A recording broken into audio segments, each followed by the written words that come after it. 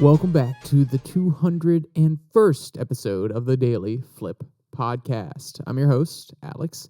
Today we're going to be flipping through some of the top stories, including Trump has been knocked off the ballot, or at least the Supreme Court said he couldn't be on the ballot in Colorado. A interesting article talking about why we should preserve the Electoral College, going into 2024 in a presidential election. It's important to talk about. And then another one talking about why we're kind of hesitant to talk about where the money goes when it goes to Ukraine. And, well, of course, we will end today with our Daily Delight, a story meant to leave you feeling positive and ready to take on the day. Now, that's enough rambling from me. Let's jump in to our daily debate. So, does a state court have the ability to disenfranchise its voters? Maybe that's Maybe that's really weighted language. Does the Supreme Court have the ability in any state to directly limit the voting procedures of its people? Now, some people may argue that's totally okay.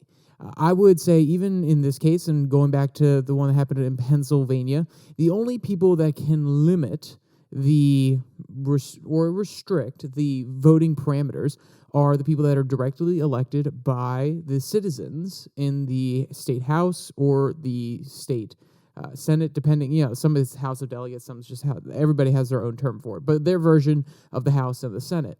And that can be weighed in upon whether or not that bill that is passed is in violation of the Constitution of that state by the Supreme Court. But I think overall, you can't have it completely skip the legislator and then go directly to the Supreme Court, since they are not directly elected by the people in most states. There are different states, and I think there could be a totally different argument made in states such as, I believe it's Michigan, where they directly elect their judges. Now, you could say that that is actually the democratic process working itself out. And in that case, I'd be more open to that argument. We could have that conversation. But especially this one that happened in Colorado, I think it's something that really needs to be talked about. I was going to say a little bit more, but it's been talked about a lot. But now we're going to get a layman's position rather than the talking heads in the media that are already biased and have their way about it. You're getting somebody that has a little bit of a dog in this fight, because it is my nation, but not enough of a dog in this fight to really die on any of the particular hills, at least not yet. There are some arguments where I'm like, okay, actually that does make a good amount of sense. But there are some other ones where I'm like, okay, I'll hear you out. I'll see where this goes, and I'll at least try to understand where you're coming from. So our first article, it comes from Salon, and the article headline reads, "I have been skeptical. Now I'm completely sold. Legal experts on Trump Colorado ballot ruling."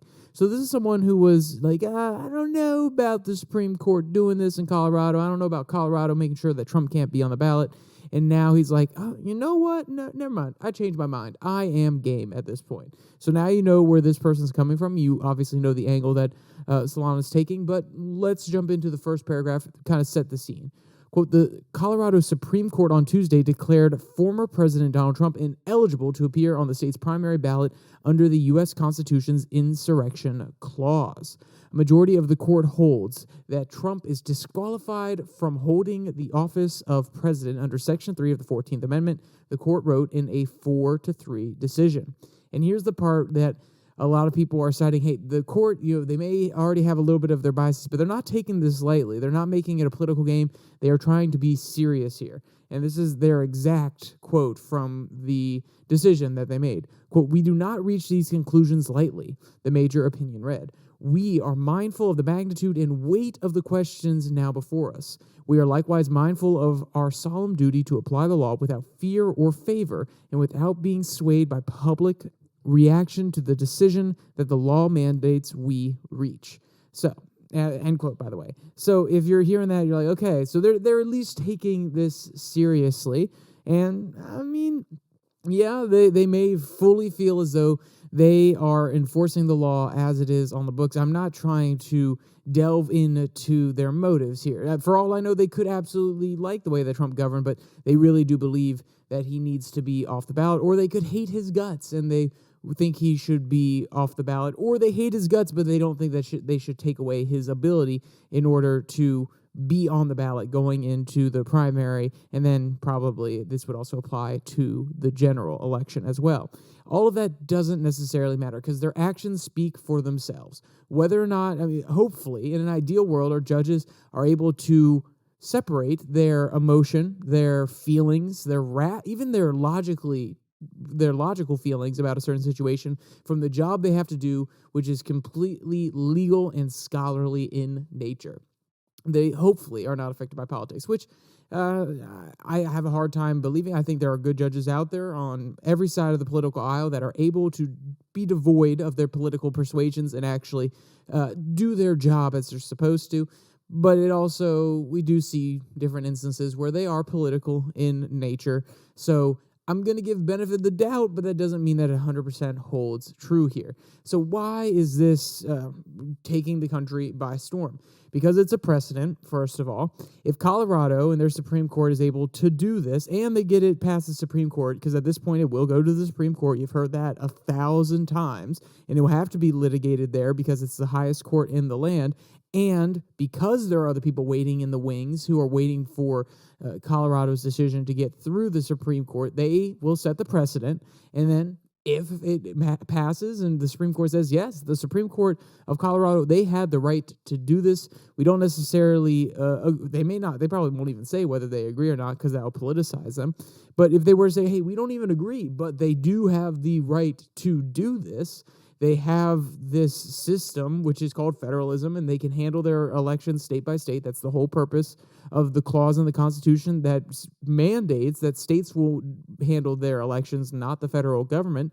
Then this could pass, and then there would be a whole bunch of other states who are lined up behind, and there are states who probably haven't even filed anything yet because they think, oh, it won't get actually... this court case won't actually go anywhere. And then we'll have some attorneys generals or some other groups who are like, okay, hey, this is our time. It was passed in Colorado. We didn't think it would make it through in Oklahoma, but now that with this precedent has been set, we can make this argument and get Trump off the ballot. So there are people waiting in the wings. Now, this is a concerted effort to get Trump off the ballot. There's no doubt about this. You can't deny that it is non-political. A lot of the groups that are going to do this or trying to do this, they're Democratic in nature. They're funded by Democratic organizations. They're nonprofits that lean to the left. And there are some even Never Trumper organizations that have joined in during this process. But you can't deny that they are political in nature. They want to disenfranchise a person from being able to run. Whether or not you agree that it's completely justified, that is most definitely their aim here. And that's the question that I'm concerned about at the end of the day. Do we want to allow lawfare to work at this level?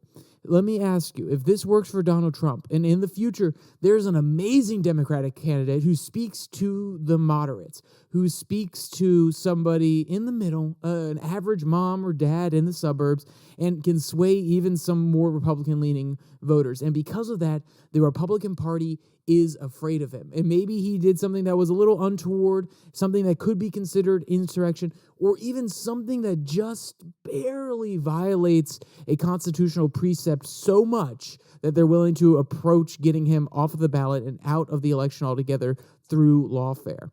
Is that okay? Is it okay to have the right-wing money groups go in and file all these briefs, have all these large donors donating to them, and basically having tax-free write-offs for their money, and then that money gets used to benefit them and get rid of a candidate who may appeal to 60% of the populace?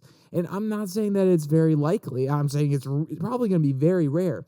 But this is always a question, and I've brought this up in the last few days when I've been talking to people, the violation of norms. When you violate norms in politics, when you create a new norm, when it comes back and bites you in the butt, you can be angry. You can be saddened, but that doesn't mean that you can sit there and righteously object, saying, "Oh, this is outrageous. We should never let this happen."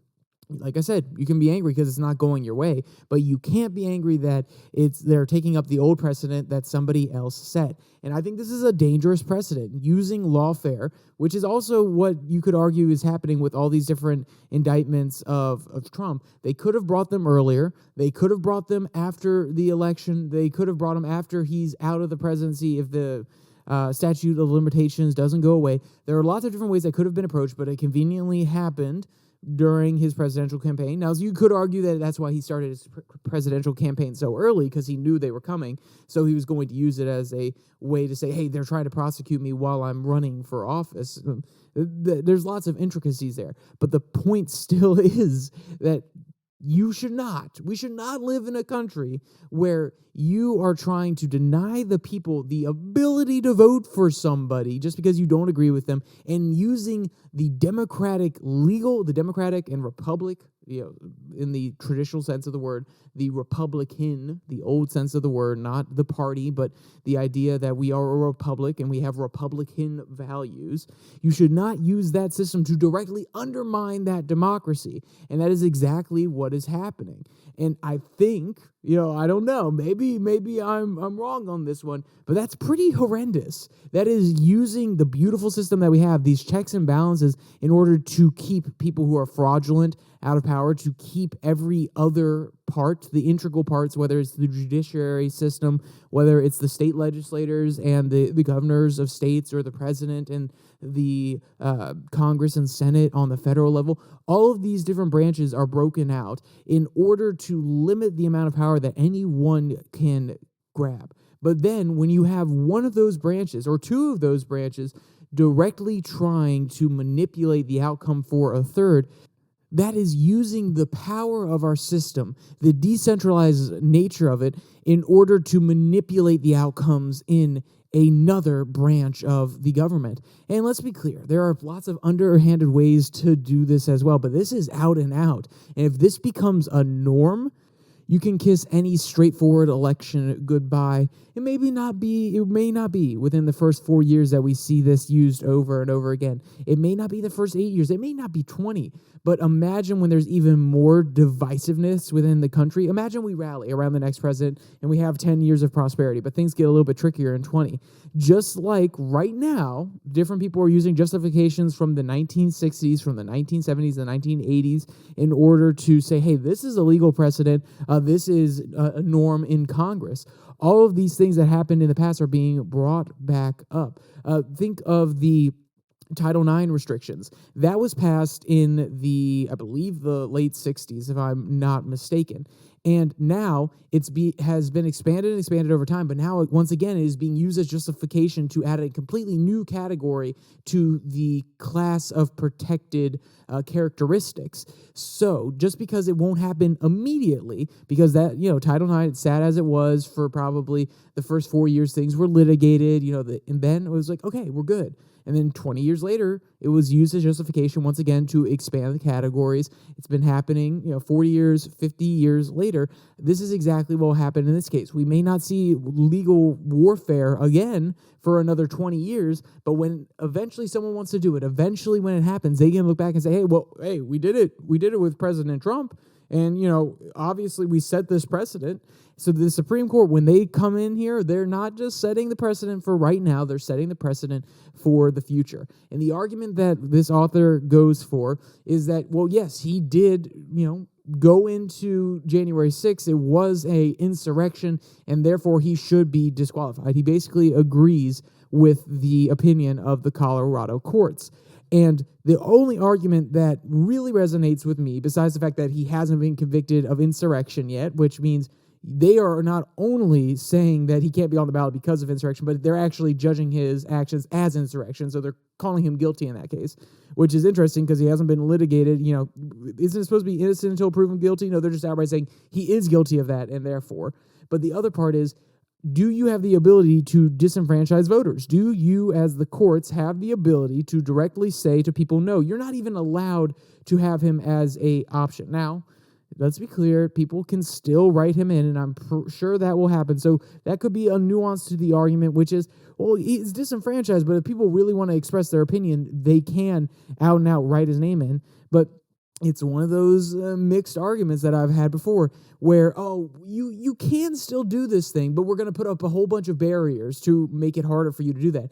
You're still free to do it. It's just making you expressing your freedom that much harder. And putting limits on freedom doesn't really end. So just because they say, oh, well, you could write his name in now, eventually maybe they say, well, actually, we're not just barring him from being on the ballot, at all. We're just going to say, no, you can't even write his name. You could write in his name, and we're just going to disqualify that vote. I'm not saying we're there yet. I'm just saying the more barriers you put up to people expressing their freedom, the more used to people become to having their freedom barred or limited or restricted in some way, shape, or form, and it becomes easier to do it in the future. And I think the people who are righteously angry now, stand up, make sure that if you want to express yourself, if you want to use the argument that you should be able to elect whoever you want and judge them on their character and their actions, then you need to stand up. You need to make sure that this limiting of your freedom, if that's how you view it, is not acceptable. And pressure, I know when I say pressure to the Supreme Court, you shouldn't pressure to the Supreme Court. They should be devoid of politics and devoid of caring about public opinion. But if you find a group that you could give some money to that can file an amicus brief when this does make it to the Supreme Court. I'm not saying it's going to be the best amicus brief in the world, but these sort of systems exist for a reason. You can express your opinion and make sure that it is heard on this one, because I do believe that it is restricting the freedoms of the people of the United States. If you want to elect somebody, no matter how terrible they are, you should be allowed to elect them, because this is our system at play. People have a voice in the system. I don't care if they have the worst viewpoints ever. Do I agree with everything on the far right? Do I agree with everything that's really progressive? If you've listened for a long time, you know that I have lots of differing opinions from those people. But does that mean that because I don't like what they're saying, because I don't like their actions, because I don't like their policies, that I can restrict them from getting onto the ballot and stop people from voting for them? And yes, you're going to say, well, okay, but did those people actually surmount an insurrection against the country? And my argument would be, no matter what you think, whether it's insurrection or not, he has not been found guilty of insurrection. And if he is legally allowed to be found guilty, if there's a legal case for it and he is found guilty of insurrection, there you go. You can have your chips, you can eat them too, you can laugh in my face, but right now, they have not found him guilty of insurrection, which is a high legal barrier. There's no doubt about that. And can you really deny that they want to get rid of Trump for more than just his actions on that day? They just don't like Trump anyway. So this malice, this anti-Trump hate because of his personality and because of some of his policies too, is that justification enough to try to disenfranchise the people that want to vote for him? No. And I should not be allowed to restrict anybody else and anybody else's expression of their opinion in the electoral system just because I don't agree with them, because that is autocracy. That is totalitarianism. That is not a democratic republic system where everybody gets their say. And we try to have a system that speaks for the minority as well as the majority, because a pure majority is not the way to go about things. It is. I don't want to compare it directly to mob rule, but let me ask you this. How easy is it to sway a majority of any given group with a, not an amazing argument, but a pretty solid argument? You could very easily sway them, even though what you're saying is complete baloney. That is why the minority protections exist within our system, in order to ensure that just because something is taking the U.S. by storm, just because there is a movement that has gotten 55% of the people on board, that other 45% can be protected against the rule of the majority. And that is what I meant when I spoke about Republican system earlier. That is the republic. That is the nature of our republic, our democratic republic, working as it should. And just because 55% of people don't want Trump on the ballot doesn't mean those other 45 should be disenfranchised and their opinion should not be heard. Now, I've talked a long time on this one. It's just one of those topics that is hotly contested now. And do I feel that my opinion is needed in this one? Honestly, no. I just wanted to talk about it, so I did. Now we're going to jump to our second article that comes from the Ripon Society. And the headline reads, "Should the Electoral College be preserved?" And the sub-headline reads, "Yes, it protects against tyranny." It's almost as if I paired these two for a very specific reason. It's almost as I put these two back to back because one says one thing and another article says another thing, and it backs up the point I was making about the first. I mean, maybe it was intentional. Maybe I actually planned these things out. Or maybe, I just fly by the seat of my pants. That is also possible. So I want to read one specific quote from this one, and I think that it will highlight what I was talking about in the last one and also give a little bit of elucidation to the argument of protecting the Electoral College. Quote, preserving the Constitution's separation of powers requires that each branch of government be independent. One way the Constitution achieves this separation in practice is to ensure that each branch has as little agency as possible over the appointment of members of the others. Generally, all the appointments for the supreme executive, legislative, and judiciary magistrates should be drawn from the same fountain of authority of the people. There are, however, exceptions to this general rule. The people can also be tyrannical. Making each branch of government directly dependent on the popular will eliminate any obstacle to the concentration of power in their hands. The Constitution itself was ratified in large part to solve the problem created by unchecked popular power at the state level during the 1780s. So think of it this way. Think of his argument as talking about, well, we have 50 states, but there are there are probably about 5 states that hold a majority of the U.S., or at least a plurality of the U.S. population. So do we want a system that is ruled by those 5 states alone, or do we want a system where even Wyoming, where even Montana, where even Idaho get a representative say in our system? Now, does that mean that the say has to be as large as those other places? No. But if they created a voting bloc like Idaho, Wyoming, and Montana together, their electoral votes could represent the same as one of those big states. So you see how this system plays here. They're trying to say that the majority, the large sum of American people may have a particular opinion, but them foisting their opinion upon the rest of the nation simply because they outnumber them is also tyranny. And I think that's a very interesting argument that, of course, was brought up. If you were in U.S. history and you had a good U.S. history teacher, this is something that you explored. You probably had some anti-federalists in your class. You probably had some federalists in your class.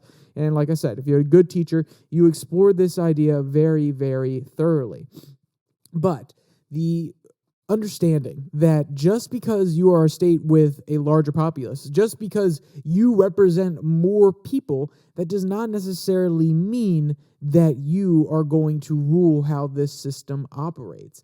Because we want to have a system that works for not just the enfranchised, but the disenfranchised. We want a system that works for the people who don't have the popular opinion, and they still could be right. And the reason that's extremely important, because guess what? A lot of abolitionists, they were not loved at the very beginning of this process. They were not very popular. Their message spread very quickly because they were right. But if the system was only for the sake of the majority, and the majority was able to outright use their power in order to put in a totally anti-abolitionist government and pass certain laws saying you cannot you cannot speak terribly about slavery. I'm saying it's a hypothetical, but that's what can happen when a pure majority, when it is just about whoever has the most people on their side, comes into power, because then they also feel righteous saying, but we have a majority of the people on our side. They use it as a club in order to meet their ends, rather than allowing the people who may be less in number but actually have a correct point, then allowing them to speak their mind and allowing that truth to go out into the system, allowing that argument about the truth to go out into the system and convince people and convince the rest of the people or the other people in the majority. Same thing with civil rights. Same thing with allowing women to vote. Same thing with a beginning of the prohibition movement, as well as the abolition of the prohibition movement. Same thing with gay rights and marriage. Whether or not you 100% agree with any of those arguments, they all started with a minority. They all started with a smaller group that if the majority had their way, if it was a tyrannical system where only the majority could speak, where only the majority's opinions could be heard, then the minority would be completely outstripped. But no, the people in the minority, they kept fighting because there is a way for them to get their way. They can use the electoral system to get people in who have a different point of view than the majority, and they can change the way that our system operates because they are speaking truth to power, because their argument, even if you don't agree with their argument, because there is something there to that argument, and if it is a majority that rules and can completely shut out that argument, that is terrible for our system because it does not allow us to evolve and change. And that is what is beautiful about our system. Because we don't simply let the majority rule over us by pure elected demagoguery, by pure mob rule, the little guy, the small little group of people who believe something different can push and push and push. It may be a little bit harder, but they can still gain representation on the federal level, on the state level, if some of these different systems have different electoral schemes as well, and they can affect change throughout the entire nation. That is something that cannot be said in other places that simply allow the mob to rule and making it so that you can simply just say you're going to hand away things. I mean, think about what happens if you just let the majority rule. A majority of people in this country probably want free money. So all you would have to do is say, yes, free money. And then guess what? The majority is going to vote on your side. But maybe the minority is going to say, well, actually, we need to be fiscally responsible here. We need to make sure that we're not just going to inflate our currency by giving away free money. And then they can also win out the day. It is a way to hedge against bad policies. And that is the beauty of the Republican/Democratic system. So that is why, and there's more to it. Please go actually read these articles. I'm just kind of giving an overview in my opinion and trying to extrapolate further from the author's arguments. Please do go seriously give these articles a read because they are quite fascinating. And if I don't necessarily agree with everything the author is saying, they still have good points. So our last one comes from the American Conservative. And this is, why can't anyone say how much we've spent on Ukraine? And let's be clear, I'll make this a really, really quick one. This is a really long one, so it is actually, if you want the full context, it is worth a good read. But they're talking here about the ability of the executive branch to kind of move funding around and allow different stipulations and changing of where funding is able to go without necessarily having to fully account for it when talking about the budget for the year or the amount of money that we're directly sending to them. So it's a little bit of a shell game that's being played. I want to read one quote. Quote, the executive branch's ability to transfer funds can be limited by Congress in appropriations legislation. Congress can choose which agencies the transfer authority is granted to or withheld from.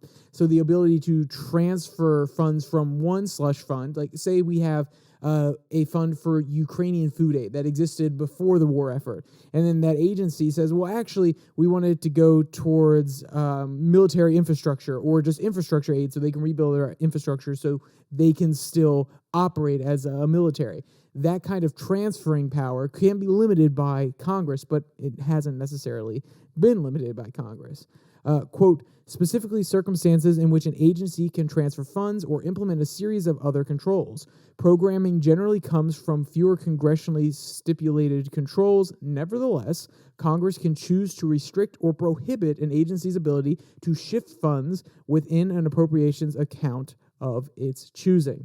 So, if people really want to stop this willy-nilly spending, not only do they have to say, hey, Congress, I want you to stop putting in your appropriations bill that this is going to go to Ukraine, they also have to stipulate, and I want you to limit in the budgetary or the appropriations process for different agencies, they have to say, and you have to limit how much money can be transferred or how the money can be transferred from different funds within that agency towards Ukraine. So it's a lot more intricate, and it shows that there are lots of ways to get things done in Washington. There are lots of workarounds, and if you can try to pay attention, if you can try to understand how some of these different systems work, you can see how the game goes on, even if the frontal face of it, the things you see on the news, the obvious stuff, the not deep in the weeds stuff, seems to be going your way. And that's why you got to be vigilant, and that's why you should definitely go read that article in total, in whole, so you can even better understand the ability of these different executive agencies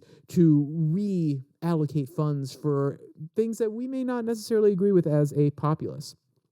So that's enough on all that negative stuff. We're going to jump to our daily delight. And this one comes from Whiskey Riff. And the headline reads, Genius House Cat rings doorbell to let owners know when it's ready to come inside. And honestly, as much as I do not like ring doorbells, I don't like the idea of too many security cameras in the first place, maybe around the property, but directly in the house or on the house. I don't like the idea. If it's closed circuit, if it stays completely within my viewing in my house, I'm fine with that. But if it's exported to a cloud service that they can go through it, analyze it, use it for AI stuff, I'm not that big of a fan. But there are moments when it can be useful when catching things that are adorable as this. Quote, the video, which has gone viral on TikTok, shows a smart cat utilizing the video doorbell to signal that they're outside, time is over. The cat jumps up on a small table on the front porch, stands up on its hind legs, stuffs its face and whiskers into the camera, and taps the doorbell button with its paw. And if you want to see something adorable and you want to see something that reassures you about the intelligence of our animal friends, go watch this video. It's honestly kind of hilarious because he hits it and then he knows that it's ringing inside and he just stands there. He's like, I know you see me. Let me in. Let me in. It's absolutely hilarious, and I love it. So if you want to check out this cute video or you want to read any of today's articles, there'll be a link in the description below that like and subscribe button where you can go directly to them and read them. Also down there, you can find the link to the podcast on Spotify, Pocket Cast, Google Podcasts, Podvine, as well as the Twitter handle where I post a Twitter tirade every Tuesday and Thursday. A little bit of a lighter segment, just kind of thoughts that I randomly have, a little bit less structured. I also sound a lot stupider during those. Well, that's hard to argue. I sound stupid during all of these, but that's what makes it fun. So if you want to check that out, go over there, and thanks for joining me for this one. With all that said, there's only one more thing to say. Stay safe. Don't die.